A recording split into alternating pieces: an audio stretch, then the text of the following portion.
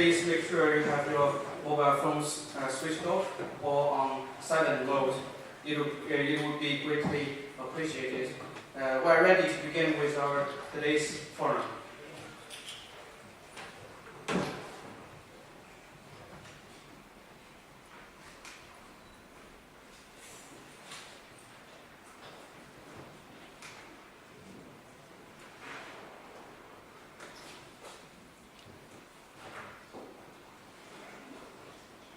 Good afternoon, ladies and gentlemen.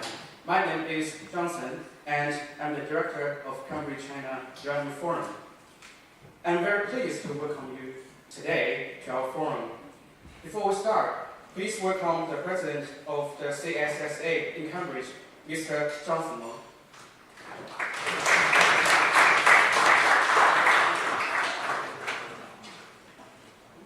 As a speaker for the opening, I'm quite nervous because I'm aware my past probably is the worst of this forum. But I will seize the opportunity to advertise our society. So, if you search China in the dictionary of Cambridge societies, you may be surprised by the number. You can feel how active the Chinese students are in Cambridge. But our society is the most influential one. Apart from the entertaining events and academic forums, we have strong connections in China. Like we got strategic partnership with Tianjin Dongli District, Shanghai Minhang District, Jiangsu Lianyungang, and lots of those. Last week, I got signed a memorandum of understanding with the Shenzhen Guangming District. They promised to offer Cambridge students to start up in Shenzhen with free office space and legal support and also financial support. So if you want to do anything related to China, the Cambridge Chinese Students and Scholars Association will be your most supportive partner in Cambridge. Last year, we launched the China Development Forum. Our mission is to promote a better understanding between China and the general public. Last week, it's our honor to invite Ambassador Liu Xiaoming to our forum. Last month, the state visit of Chinese presidency opened the golden area of Sino-British relation. And today, we are honored to have the guest speakers, Dr. Gerard Lyons, Professor Peter Nolan, Mr. Stephen Perry, and Mr. Zhang Jiming, the Counselor of Embassy of China. So let's enjoy the forum.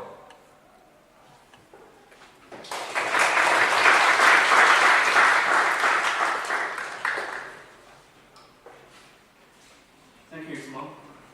And it's our honor and privilege to welcome Dr. Gerard Lyons, Chief Advisor to Mayor of London, Professor Peter Nolan, Director of the Centre of Development Studies at the University of Cambridge, Mr. Stephen Perry, Chairman of 48 Group Club, and Mr. Zhang Jiming, Minister Counselor of the Chinese Embassy as our guest speakers. During today's forum, Dr.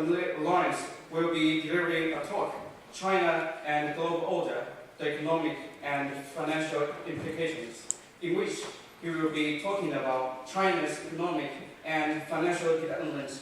And the following panel discussion will focus on China's recent economic growth and its global strategy, such as the establishment of Asian Infrastructure Investment Bank and the globalization of Chinese yuan or renminbi. The panel will take questions from the audience.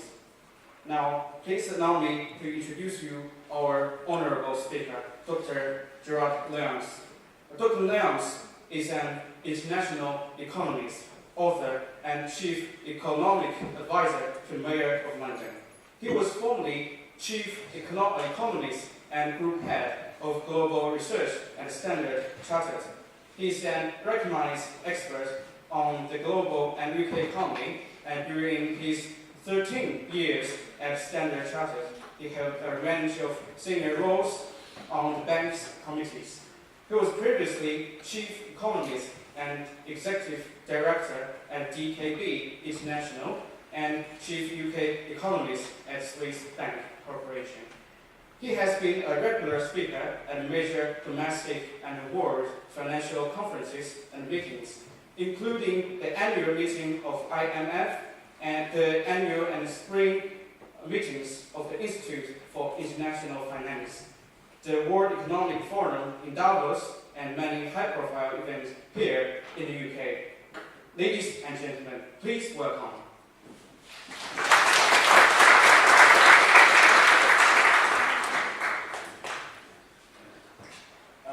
Well, good afternoon. It's a great pleasure, great honour to be here this afternoon. Let me see. Do I need a microphone? Can you hear me at the back? Great. Well, pleasure to be here. The title of my talk is China and the World Order, but to be frank, I could say the title of my talk is really China Challenges the World Order. And I'm not going to explain to you what I think the current world order is, otherwise I think we could be here all evening. Right? We'll assume that most of you know what the current world order is, dominated in geopolitical terms by the West, led by America. And I'd like to spend the next half hour talking about how I think China will challenge this world order. And to do so, I'm going to look at it from a domestic, a regional, and a global perspective. From a domestic perspective, the key issue is, can China's economy continue to perform as well in the future as it has in the past? And also at the same time, how will China evolve in social and political terms, and what does that actually mean for the rest of us? Regionally, the big issue is a combination of how China will interact with its regional neighbours and whether the One Belt, One Road project will really fulfil China's ambitions. And then globally, the big way in which China is fundamentally changing the global order is how global institutions, which currently are not really fit for purpose, are likely to have to change in the future. So that's a sort of snapshot of what I'd like to talk about before we then have the panel discussion later. But let's begin with the economic situation in China. Here in the UK, it tends to be said that good economics is good politics. If the economy does well, the political environment tends to be favourable to whoever is in power. Obviously, the politics of China are very different to the politics here in the UK, but in a nutshell, it's the same process.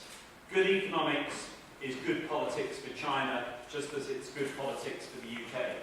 And the party, the Chinese Communist Party, has basically made keeping the economy strong a central thesis of how it remains in power.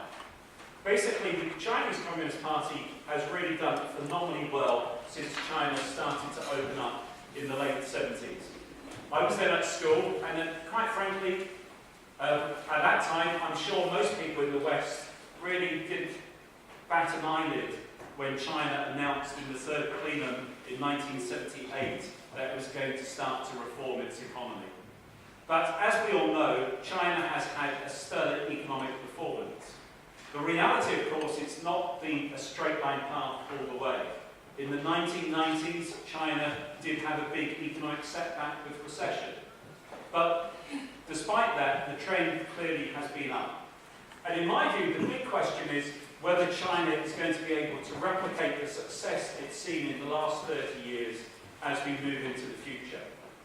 Currently, there are quite a few pessimists about China around. And I tend to say that pessimists about the Chinese economy are like a stopped clock. A stopped clock, depending on what type of clock it is either correct once or twice a day. But a stopped clock is absolutely no use in helping you tell the time. And at the moment, there are quite a few people who are pessimistic about China. And this might be the time when, in that analogy, the stopped clock is right. Because China is experiencing a big economic slowdown. The actual economic data in China suggests it's a soft landing. But China produces official statistics quicker than any other country in the world, and they are always in line with official expectations. So official data in China probably doesn't give you the best guide to what's happening in the economy. Other economic indicators suggest it's a hard landing. It's a hard landing in the sense commodity prices, which are a very good barometer, have really collapsed. But that being said, no one should be surprised if China is having a hard landing. And no one should actually view any cyclical downturn in China now as an indication of the stock clock being permanently correct. What do I mean? Basically, it's no surprise if China doesn't perform well economically year in, year out. And I say this for a number of reasons. First, in recent years, China has had investment at 48% of GDP. Now, you don't need to be an economic expert to understand what I'm about to say, but if you knock just 1/10 of investment, when investment is 48% of GDP, you knock 4.8% of GDP growth. I know of no economy in the world which has had an investment turnaround after investment has been growing so strongly that has not been more than 1/10. Basically, investment is really hard to predict. Investment in most Western economies is driven a lot by confidence. In China, obviously, it's heavily influenced by business confidence, but also by the state. But in a nutshell, when investment has been growing so strongly, if investment turns down, then it's going to hit the economy very hard. At the same time, China has allowed the private sector sensibly to grow in size. And therefore, the private sector in China is driven by the market mechanism, by the price mechanism. Producer prices have fallen for over 4 years now, almost 4.5 years, a sign of deflationary pressures in key parts of the economy. So the business cycle exists in part of China as it does in the West. And also on top of this, we shouldn't forget what the previous Premier, Mr. Wen, said back in 2003, that China was unstable, unbalanced, uncoordinated, and unsustainable beneath the surface, whereas on the surface, the economy at that time looked good. So there's lots of reasons to think that if China has a turn down, it's going to be more than the soft downturn that the official figures suggest. But we shouldn't be surprised if China has a slowdown, because this is not the first time, even in its last 30-odd years, that China has had a slowdown. I remember visiting China on one occasion in the early 2000s and asking a policy official at that time, when the big debate was, like now, is it a hard landing or is it a soft landing? I asked him, is China having a hard landing where the slowdown is abrupt, or is it a soft landing where the slowdown is gradual? And he said, we're having neither. We're repairing the plane in mid-flight. And his point was, China then wasn't going to have a slowdown, and it didn't. And the real issue that he was talking about was the real issue that was the centre stage for the previous president and premier, Hu Jintao, Wen Jiabao, was about the need for China to address its imbalances. They talked of the 5 key imbalances in China, and even though the current leadership doesn't talk about the 5 imbalances, I still think they are very relevant. One was the difference between the coastal and rural areas.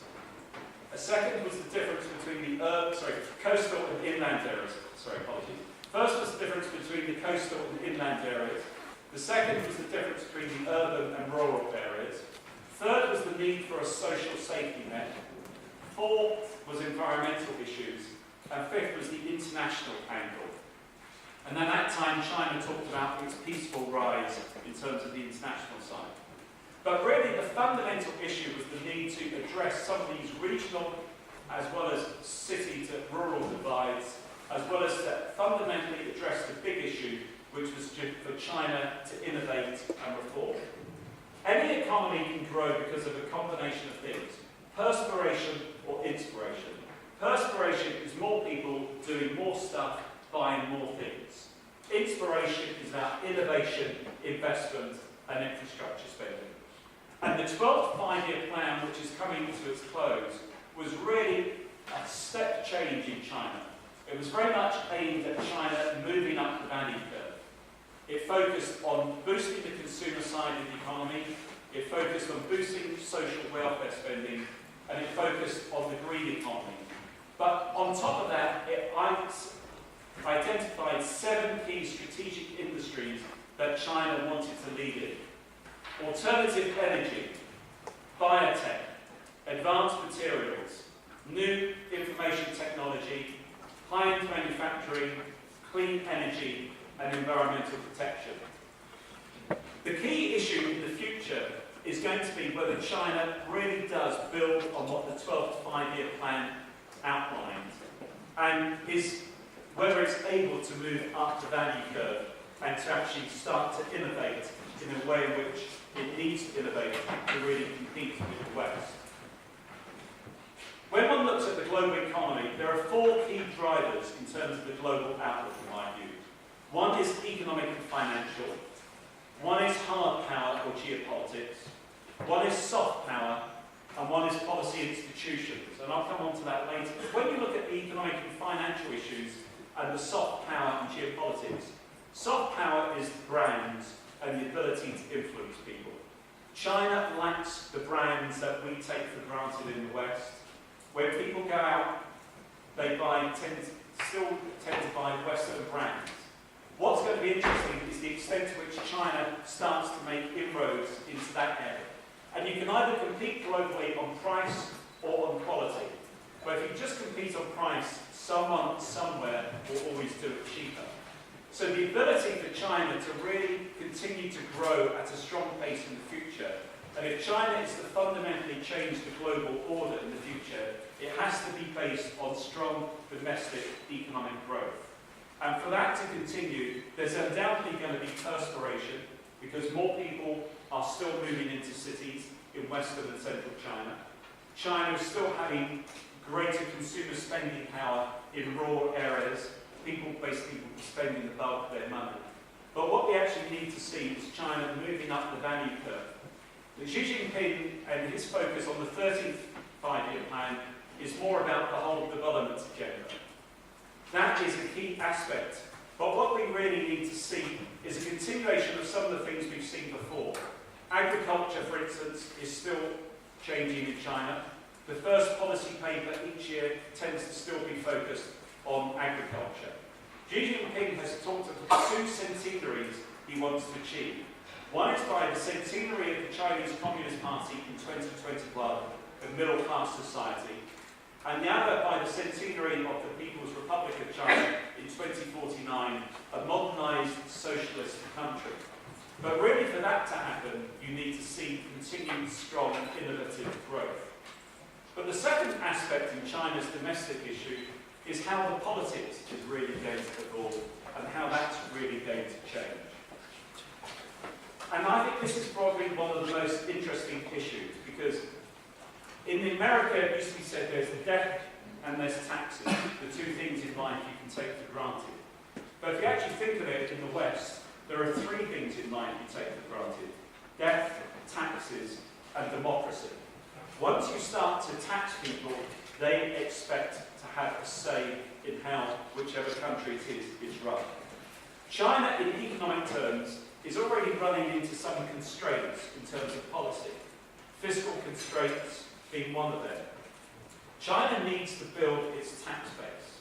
To build its tax base, it needs to be taxing corporates more, it needs to be taxing dividends more, but also it needs to be effectively taxing the people.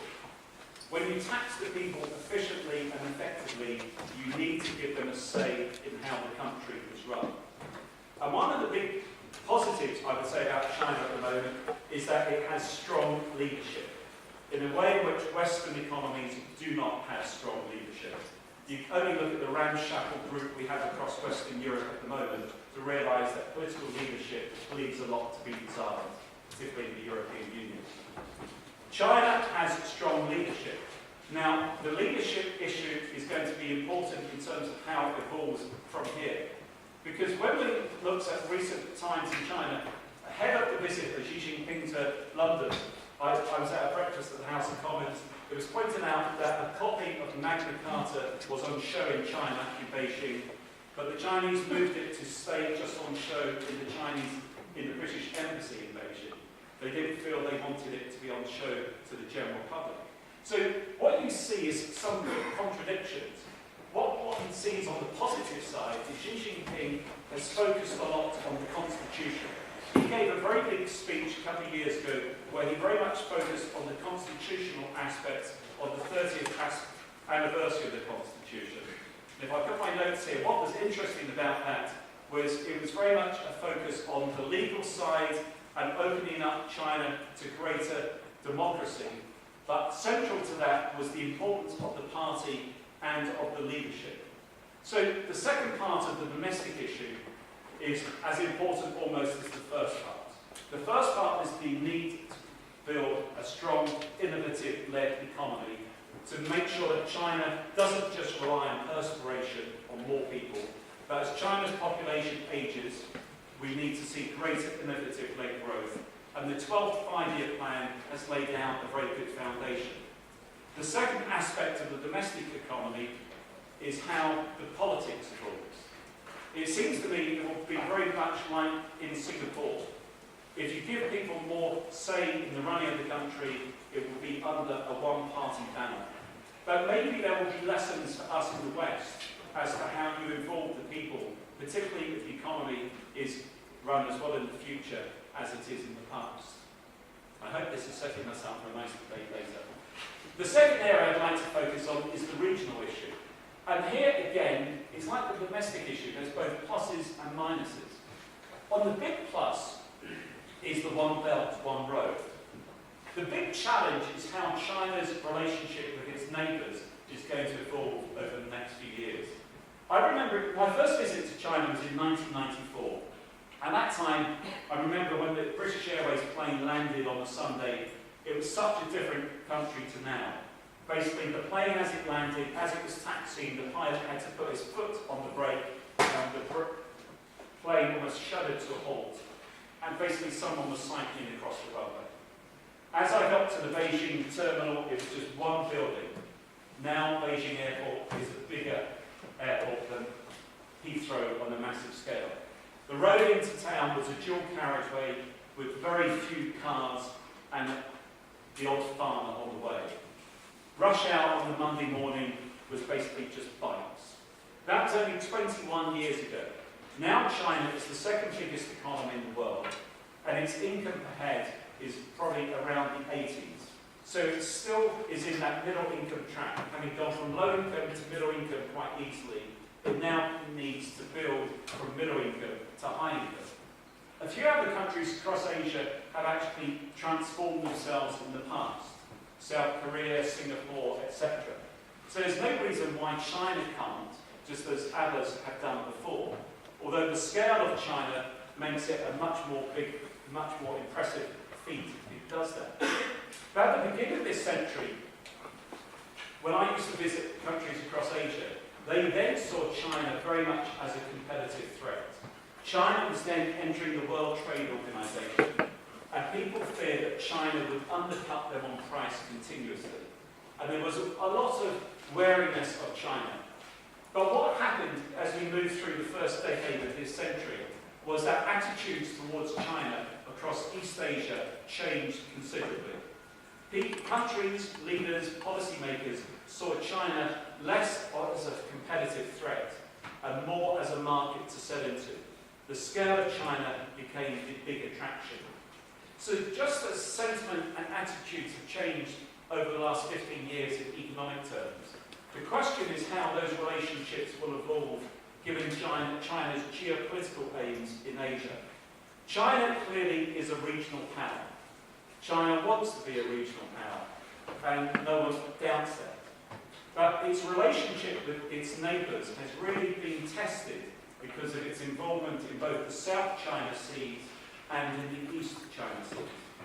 3 weeks ago, at the ASEAN +1 defence ministers, or I might not have the complete acronym right, defence ministers meeting in Southeast Asia, no communique was released. That was because the Chinese didn't want the South or East China Seas mentioned in the communique, where the other members did want it mentioned in the communique. So this is an area of tension, and no one is quite clear how it will work out. There's no reason to think it will lead to any military problems. But what it is doing is having an indirect impact in terms of bringing America back into Asia, when people thought a couple of years ago that America was distancing itself slightly from Asia. Well, in economic terms, everyone wants to be very close to China. People are wary about China's longer-term aims in the region because of the South and East China Seas, where it's perceived by other countries, when I speak to policy people from those countries, that even though America is less attached and slightly detached compared to how it was before, they feel that America's longer-term position in Asia is clearer. Now, how will this evolve? 2 years ago, the Australian Defence White Paper, or 3 years ago now, said that Asia-Pacific is the term of the past, and Indo-Pacific is the term of the future. They were saying it's about Indonesia, China, one aspect, but the 5 countries that come together will be America, New Zealand, Australia, Singapore, I think it was, and India. So it's about Indo-Pacific and the role of India, and Asia-Pacific. Really, one has to look at the whole region, including South Asia. But the positive in my mind is the fact that when one looks at this, I think there's less reason to be concerned, even though I think there are near-term tensions.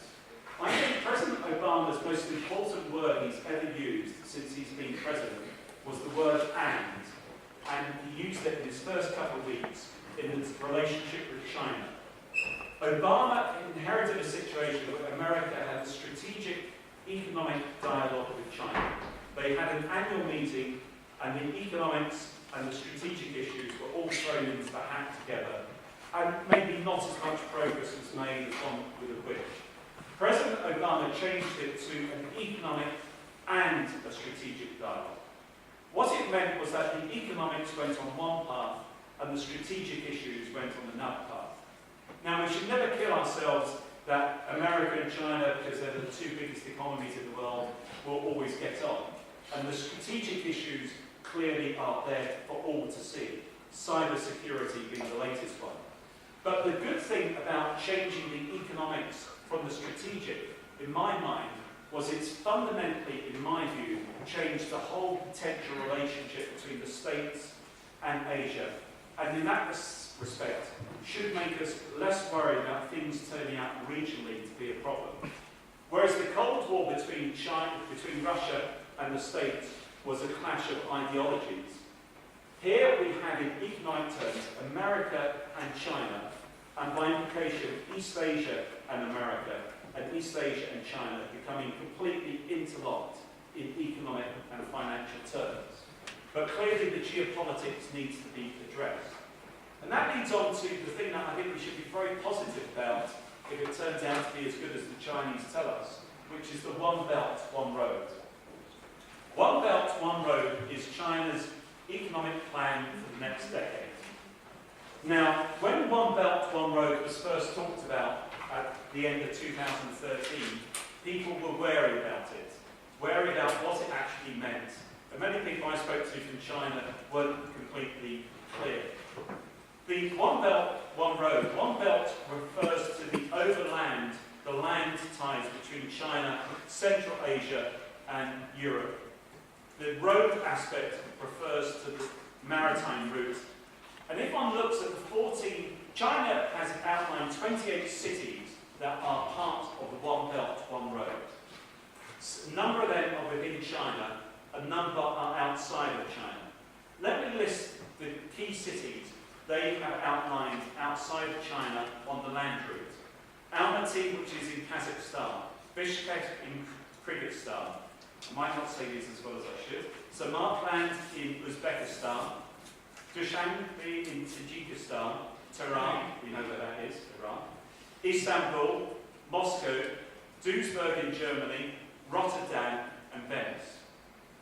On the sea route, Athens. In fact, last December, when Greece was in financial trouble with the Europeans, I thought it was noteworthy that the Chinese were locking into, I think it was a 35-year plan to develop the Greek port of Piraeus in Athens. Athens, or Piraeus, the Greek port, is going to be the maritime base of the Mediterranean for China. But the Silk Route on the sea takes in not only the Mediterranean, but goes all the way down the east coast of Africa and around the Indian Ocean. The other cities mentioned are Nairobi in Africa, Kenya, Colombo, Sri Lanka, Chittagong, the number 2 city in Bangladesh, Kuala Lumpur, Jakarta, and Hanoi. This is an incredibly ambitious project. Now, it makes a lot of sense from a strategic perspective. There are a number of choke points in the world economy, places where global trade is funneled through very small areas. Suez Canal is one, Panama Canal, Strait of Hormuz, and the Malacca Strait, which is around the bottom of Malaysia, Singapore. China is very dependent on energy trade that goes around the Malacca Straits. Developing the Silk Route, in some respects, takes China another angle away from the South China Sea and East China Sea and redirects it to be thinking westwards and down into Africa and into Latin America. Now, the big question is obviously whether it will succeed. Given what's happened in the last 30 odd years in China, one would actually, there's no reason to think it won't succeed. Also, when one looks at successful economies around the world, it's not just about enabling the private sector and letting the market mechanism. It's where you have longer-term strategic thinking and vision, and you get the public sector and the private sector working well together. So one clear challenge from China to the West is how China will actually deliver this, because it shows the importance of longer-term strategic thinking if they do. But also it's going to be the key question in terms of a regional perspective.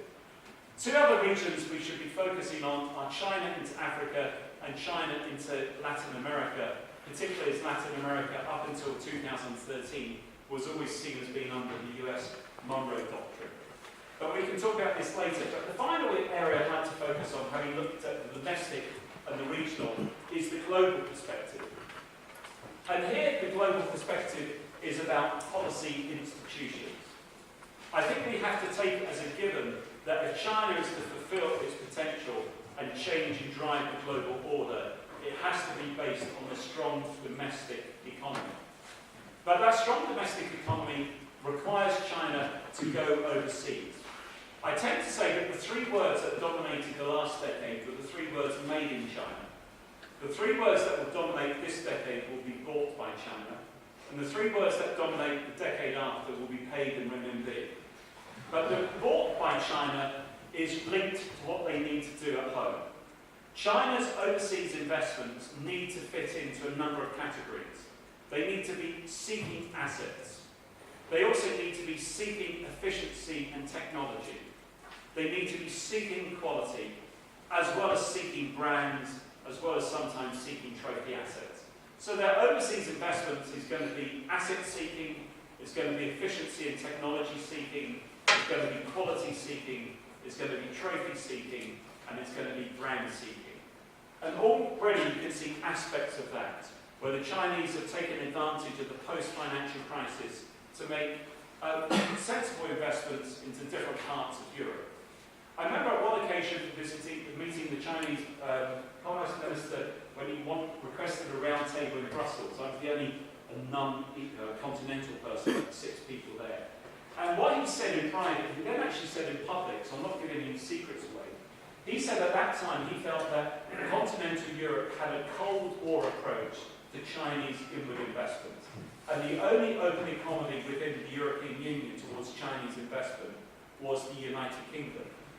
I would certainly say that continental Europe has changed its approach. Germany is very embedded with China. Germany, the week after Xi Jinping made a state visit to the UK, I remember Stephen met President I was at a state banquet with him. He was very impressive and it was a good state visit, there's no doubt about that. So it was very interesting that less than a week later, Chancellor Merkel Whether she's still Chancellor next year remains to be seen. But Chancellor Merkel made her 8th visit as Chancellor to China. And the Chinese did roll out the red carpet for Chancellor Merkel.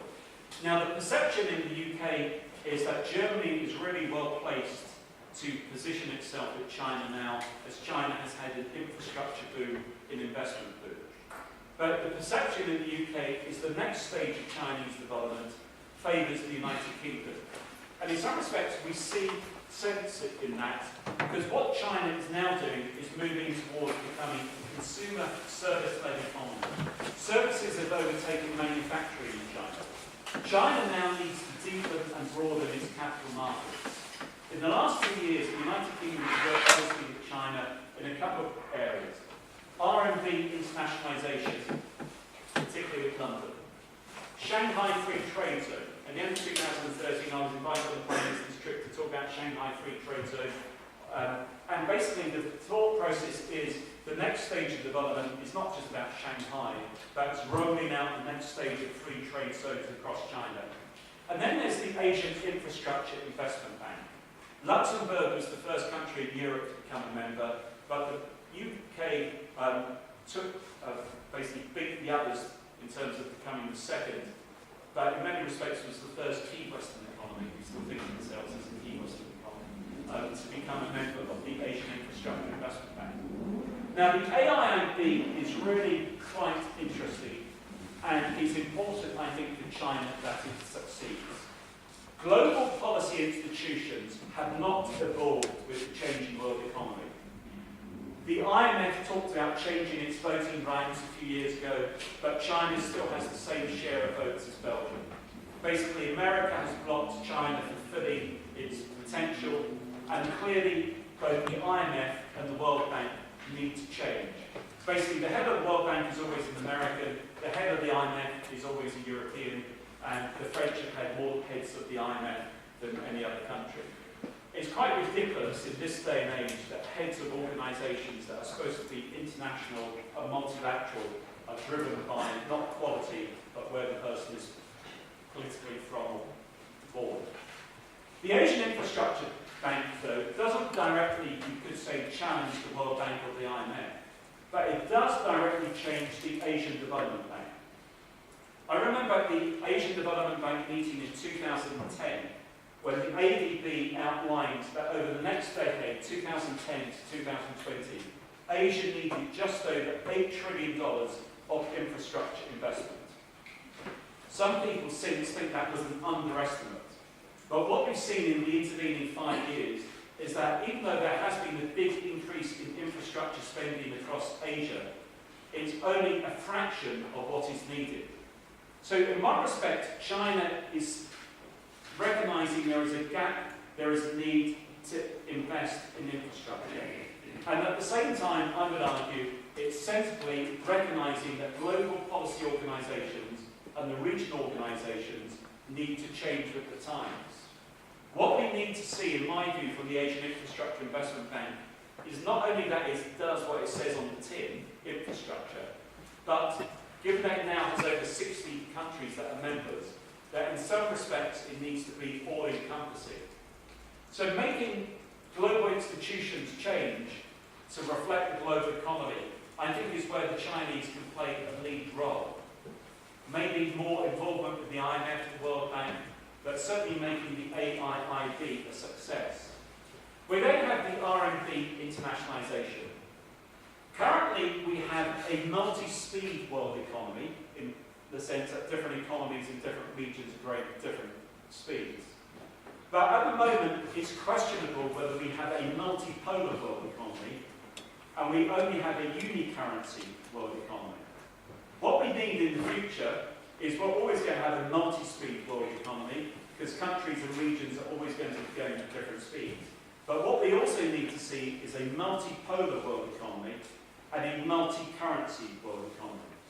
A multipolar in the sense of China playing a big role, India naturally in South Asia, then we need to see Europe if it can get its act together, and America. So the multipolar aspect comes out. But the multi-currency side is not often talked about. The dollar dominates global currencies. In the financial crisis in 2007-2008, before the crisis, some people thought that if there was going to be a crisis, it was going to be a dollar crisis, because America had a big current account deficit.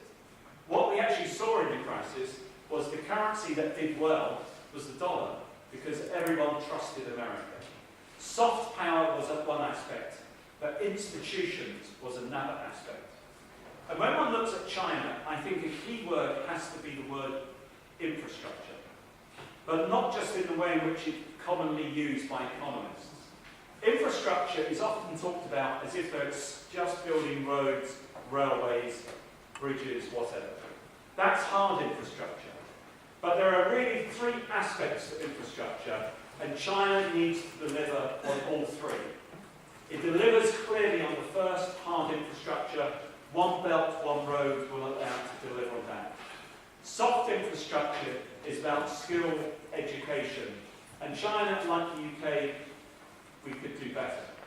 But it's the institutional infrastructure that really is one of the big challenges for President Xi Jinping and for the Chinese leadership in the next few decades.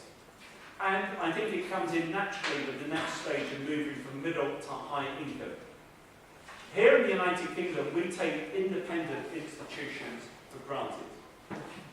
When the President gave his speech on the 30th anniversary of the Constitution, he talked about, one of the four things he talked about was the rule of law.